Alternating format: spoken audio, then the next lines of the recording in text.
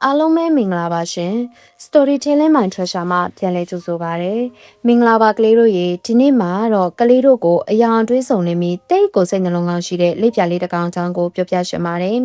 ်ပုံမြင်လေးရဲ့ခေါင်းစဉ်ကတော့ရောင်စုံလက်ပြကလေးတင်တင်နဲ့ကလေးတို့လည်းလက်ပြလေးတွေကိုမြင်ရင်လိုက်ဖန်ချင်ကြတယ်မဟုတ်လားဟင်ကဲတို့ရဲ့လက်ပြကလေးတင်တင်မှာဘလို့ထူးခြားတဲ့အစွမ်းတွေရှိလဲပြီးတော့ဘလို့စွစားခန်းတွေကြုံတွေ့ရမလဲဆိုတ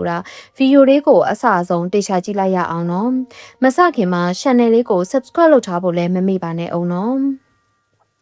်ကလေးတို့ရေဟိုးရှေ့ရှေ့တုန်းကကဘာမြေပြင်ရဲ့တနေရာမှာတိတ်ကိုကျပြောလာတဲ့ပန်းကင်းကြီးတစ်ခုရှိတတ်တယ်။အဲ့ဒီပန်းကင်းကြီးထဲမှာတင်တင်လို့ခေါ်တဲ့လိပ်ပြငယ်လေးတစ်ကောင်နေထိုင်နေကွယ်။တင်တင်ကတခြားလိပ်ပြတွေနဲ့မတူပဲထူးထူးခြားခြားလှပလွန်လာတယ်။တခြားလိပ်ပြတွေမှာအဝါရောင်တိတန့်ဒါမှမဟုတ်အနီရောင်တိတန့်ပဲရှိကြပေမဲ့တို့ရဲ့တင်တင်လေးရဲ့တောင်ပန်းကတော့မိုးကောင်းကင်ကမိုးတက်တန့်ကြီးလိုပဲရောင်စုံဖြာထွက်ပြီးလင်းလန့်နေတာပေါ့။တင်တင်ကပန်းကင်းထဲမှာပြန်တန်းရတာကိုတိတ်မြတ်နိုးပြီးဘဒုကိုမဆိုကုညီတဲ့စိတ်တဘောထားနူညံ့တဲ့လိပ်ပြလေးဖြစ်တဲ့ကွယ်ဒါပေမဲ့တရက်ကြတော့မမျော်လင့်မဲပန်းကင်းကြီးတဲ့ကိုမိုးတွေရက်ဆက်ပြီးတဲထန်စွာရွာပါလေရောမိုးရွာတာရက်ပေါင်းများစွာကြာလာတော့နေမင်းကြီးလဲပုံနေပြီးနေအောင်ရှိလုံးဝမရတော့ဘူးပေါ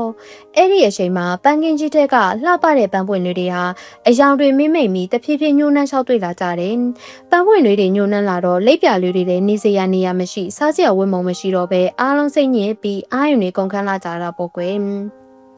်အဲ့ဒီအချိန်မှာညှိုးနှွမ်းနေတဲ့ပန်းပွင့်လေးတွေကတင်တင်ကိုအားကိုတကြီးနဲ့အားနေလာတဲ့လီတန်လေးတွေနဲ့အကူညီတောင်းကြတယ်။လိပ်ပြကလေးတင်တင်ရေထိုးတွေနေအောင်မရတာကြပြီးအားရင်တွေလည်းကုန်ပြီးတေဆုံးတော့မယ်။ထိုးတွေရဲ့လှပတဲ့ပန်းရောင်တွေအဝါရောင်တွေလည်းပျောက်ဆုံးကုန်ပြီကွယ်။ထိုးတွေကိုကဲပါအောင်တဲ့။တင်တင်ကပန်းပွင့်လေးတွေရဲ့စကားကိုကြားတော့တနာလိုမီရှင်ထဲမှာမခံစားနိုင်အောင်ဖြစ်သွားတယ်။သူကကိုညီရှင်စိတ်တွေတဖွာဖွာနဲ့သူ့ရဲ့ရောင်စုံတောင်ပန်လေးတွေကိုငုံပြီးကြီးလိုက်မိတယ်။အတွေးလဲတစ်ခုတွေးလိုက်တာပေါ့။ငါရဲ့တောင်ပန်တွေကတက်တန့်လို့ရောင်စုံအလှတွေခွန်အားတွေရှိတာပဲ။ငါရဲ့အယောင်တွေကိုပန်းပွင့်လေးတွေကိုခွဲဝေပေးလိုက်ရင်သူတို့ပြန်ရှင်တန်နိုင်လားမလားတဲ့။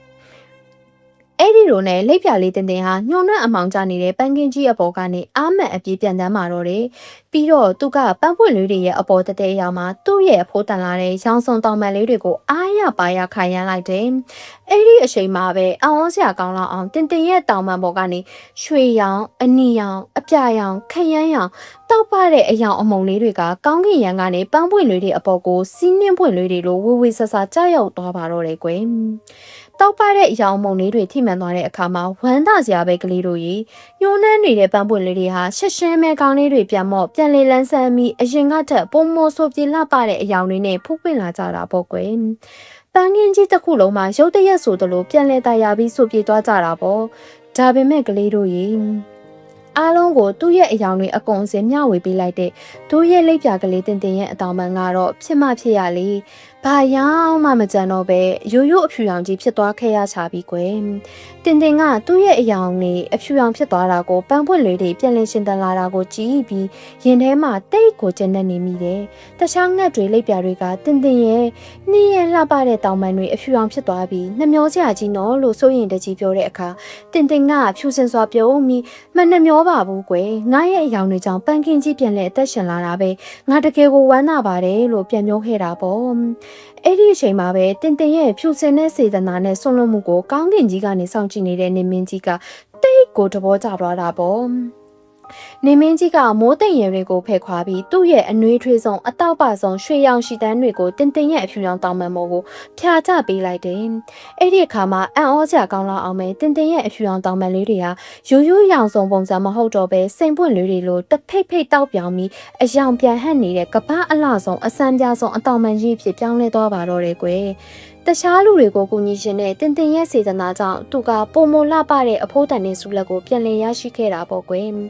်ဒီပုံမြင်လေးကပေးတဲ့သင်ခန်းစာကတော့မိမိမှာရှိတဲ့အရာကိုတခြားလူဒုက္ခရောက်နေတဲ့အချိန်မှာစေတနာအပြည့်နဲ့မျှဝေပေးတတ်တဲ့သူဟာဘတော်မှဆုံးရှုံးမသွားပဲမိမိစီကိုပိုကောင်းမွန်တဲ့အရာတွေအစမတန်ပြန်လည်ရောက်ရှိလာတဲ့ဆိုတာပါပဲကလေးတို့ရေ ကဲရောင်စုံလေးပြလေးတင်တင်ရဲ့ပုံမြင်ကတော့ဒီမာတင်ပြီးဆုံးပါပြီကလေးတို့ကတင်တင်လိုပဲကိုတငယ်ရှင်တွေပတ်ဝန်းကျင်ကလူတွေကိုကူညီတတ်တဲ့ကလေးလိမ္မာတွေဖြစ်အောင်စူးစမ်းကြမယ်မဟုတ်လားယင်